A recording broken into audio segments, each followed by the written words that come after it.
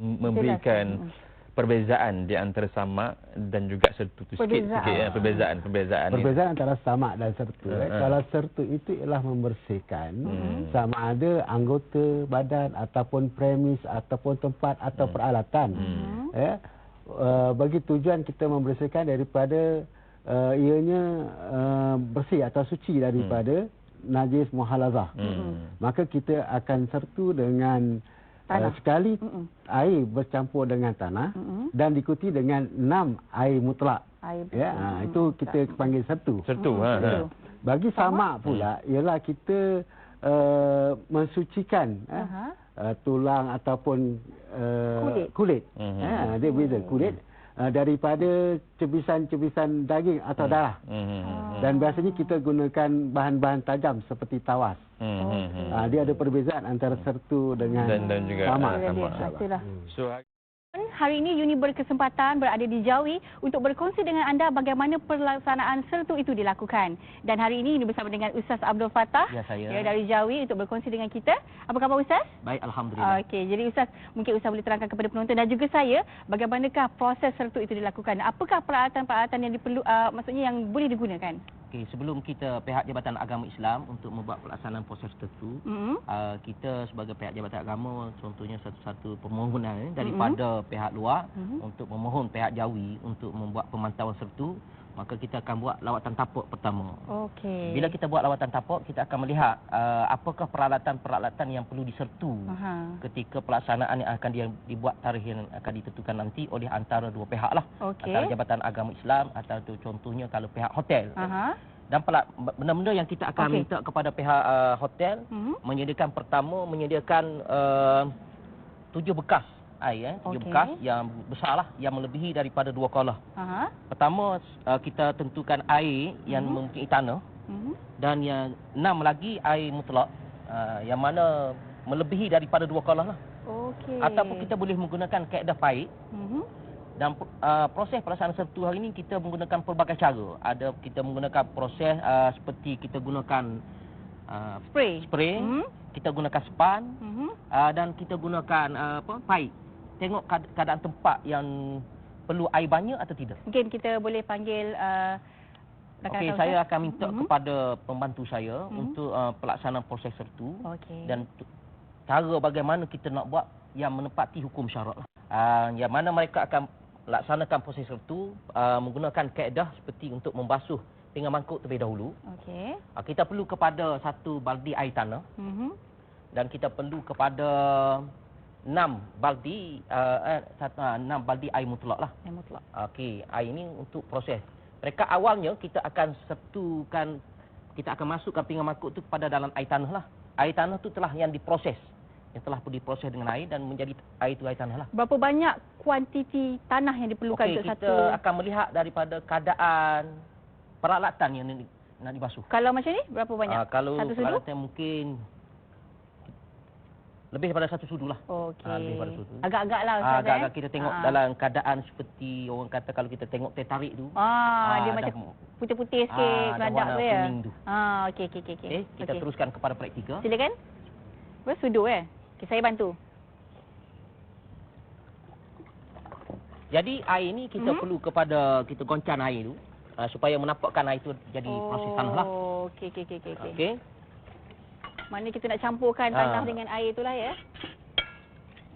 Masukkan semua. Kita akan masukkan ke semua. Dalam tersebut. Basuh macam basuh pinggan lah. Macam basuh seperti biasa lah. Okey. Kemudian tak payah nak tak perlu. Okey. Lepas tu kita akan celuplah kepada air tu. Lepas tu saya katakan tadi, air tu kalau tidak mencukupi 2 kolah, kita boleh celup, tapi dia akan menjadi air mustakmal lah. Sebab tu kita perlu kepada air besar. Ataupun kaedah kita boleh gunakan kaedah semburan. Kita gunakan air daripada paip tu kita daripada paip. Yang tu tidak perlu kepada 6 kali semburan. 6 kali lah kita. 6 kali basuh. Tak perlulah nak rendah pada 6 kalau benda baldi. Mana peralatan yang tak kita tengok produk najis mughallazah tadi, bila dimasak di atas tu kan, maka kita akan sertu. Okey, dalam microwave ni. Dalam microwave. So, ini apa? Air bersih? Kita guna air tanah. Oh, ini air tanah. Air yang sudah campur dengan tanah kita Okey, kemudian kita spray. Okey. Menyeluruh ya. Maka kita perlukan pada span ini sebanyak 6 jugalah. 6 span. 6 span. Oh, okey. Sebab dia mesti berlainan. Dia mesti berlainan span ni. Menggunakan air mesti guna air yang ada bersih air mutlak lah. Air mutlak lah. Okey. Mana dia akan lap kali pertama. Okey. Dia bagi kering dulu. Kena bagi kering dulu. Dia akan ambil span yang barulah. Kita akan gunakan span yang baru. Untuk proses yang berikutnya. Okey. Baru akan kemudian akan semburan kali kedua tapi menggunakan air mutlak. Air mutlak.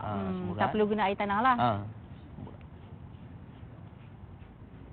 Kita boleh gunakan span yang baru ni, span yang kita telah gunakan. Tetapi bila kita guna span ni, kita kena bagikan dia kering. Lepas tu kita basuh dengan air mutlak. Kita kering sekali lagi, lepas tu kita siram sekali lagi. Kita boleh lap. Memastikan bahawa dia benar-benar bersih dan tidak tercemar. Jadi untuk mengedahkan untuk cepat, kita perlu pada span yang banyak. Ataupun kalau gunakan kain, kita perlu pada kain yang banyak. Kain yang banyak lah. Untuk lap. Untuk memastikan bahawa benar-benar yang dia bersih dan tidak satu persatu lah yang semua kaedah ni sebab dia tidak perlu air yang terlalu banyak nanti boleh merosakkan pada barang elektrik lah. Okey, inilah dia antara cara-cara proses bagaimana sertu itu dilakukan, memastikan supaya benda ni betul-betul bersih. Ustaz, ini antara peralatan-peralatan yang disertu kalau sertu kena najis. Bagaimana pula kalau anggota badan kita terkena najis seperti anjing ke atau sebagainya? Apabila proses terkena najis, contohnya, maka proses pertama kita perlu buangkan najis air dia dulu. Okey. Kita buang air seperti biasa dulu. Kita gunakan air apa Ustaz? Air tanah tu? Air biasa. Okey. Buang dulu najis tu. Buang najis dulu. Bersihkan terlebih dahulu. Okey. Lepas kita bersih, barulah kita gunakan kaedah tanah. Kita setukan tanah tadi. Mana kita basuh je. Okey, kita basuh mana-mana tempat yang terkena pada najis tadi. Kita akan basuh. Selepas kita buang air dia tadi, barulah kita akan siram dengan air mutlak sebanyak 6 kali. 6 kali. Itu juga kalau peralatan yang lain. Kalaulah peralatan lain tadi, macam contohnya pinggan satu besi, ada melekat apa-apa saja, perlu dibuangkan dulu. Sebelum kita basuh proses dengan dia sebenarnya. Macam kalau ada minyak ke apa dan sebagainya, perlu dibasuhkan sabun dulu. Itu kaedah juga. Itulah ya. Begitu juga di kasut kita kalau terkena najis mughalazah tadi, mana kita kena buang najis dulu. Basuh dengan sabun dulu, sabun proses bagi dia air dia hilang, barulah kita proses sertu. Okey. Selagi najis tu ada, tidak boleh buat proses sertu. Dia tidak akan mengesaklah seperti kita ambil wudu, mana-mana ada yang tidak boleh mengalir. Maka tidak boleh. Sepertilah kaedah sertu juga. Ya. Itu. Baiklah, itulah dia antara cara-cara atau proses bagaimana sertu itu dilakukan. Dan terima kasih sekali lagi kepada Ustaz kerana sudi berkongsi dengan saya dan juga MyHalal untuk mempraktikkan bagaimana proses sertu itu dilakukan. Dan kepada penonton, insya-Allah semoga perkongsian ini akan memberikan ilmu. Gunakan bulu babi sekiranya apabila ditanya kepada saya, sekiranya kita telah menggunakan berus tersebut, apakah yang boleh kita lakukan? Para penonton dirahmati Allah, Islam telah memberikan kita banyak solusi. Sebagai rakyat Malaysia yang bermazhabkan Imam Syafi'i, kata ulama-ulama dalam mazhab Syafi'i, segala anggota badan yang diambil daripada binatang yang haram, sebagai contoh anjing ataupun babi, adalah haram. Maka dalam isu penggunaan berus ini, sekiranya anda meyakini berus ataupun apa sahaja produk yang anda gunakan adalah datangnya daripada anggota badan haiwan yang telah saya sebutkan tadi, maka kita wajib untuk mencuci semula. Sebagai contoh, jika tangan yang kita gunakan, maka kita kena samak semula tangan yang kita telah gunakan. Para penonton dirahmati Allah, itu satu isu berkenaan penggunaan bahan-bahan yang dikeluarkan daripada haiwan tersebut. Ada juga soalan, sekiranya dalam keadaan darurat, bolehkah kita makan haiwan tersebut? Sebagai contoh, bolehkah dalam keadaan darurat, bolehkah kita makan daging babi? Sebelum saya jawab dengan lebih lanjut lagi, saya percaya di Malaysia tidak pernah timbul isu darurat untuk makan daging babi. Sebab kita ada banyak pilihan. Kita masih ada Maggi, kita masih ada bihun dan kita masih ada banyak sayur-sayuran yang kita boleh pilih. Namun, Islam ajar kita kalau keadaan yang benar-benar darurat dan kita benar-benar tidak ada pilihan.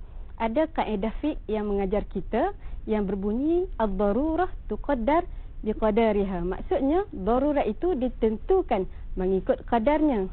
Jadi, kalau dikatakan boleh makan daging khinzir tersebut, masih ada lagi syarat yang diletakkan oleh ulama. Kalau perlu makan, maka kadar yang diperlukan perlu dilihat semula. Adakah perlu sehingga kita makan sebanyaknya? Islam meletakkan kita boleh makan tapi dengan kadar yang cukup sekadar untuk melepaskan diri kita daripada kesengsaraan, kelaparan dan sebagainya. Itu adalah kaedah penyucian untuk najis mughalazah yang 6 kali dengan air mutlak, yang juga 1 kali ulahunna biturab, yang first kali yang pertama naklah dibersihkan dengan tanah ya. Air tanah. Dan juga samak ini adalah untuk kulit, membasuh kulit yang kita nak buat kasut kulit ke, nak buat dari pinggang ke mana ke. Kalau dah buat proses samak, tak perlulah nak dibuang. Kadang-kadang orang buang, Ustaz. Kita takut buang sebagainya, buang pos, hilang pula pos sebagainya. Jumpa. Jadi kalau ya sebagaimana yang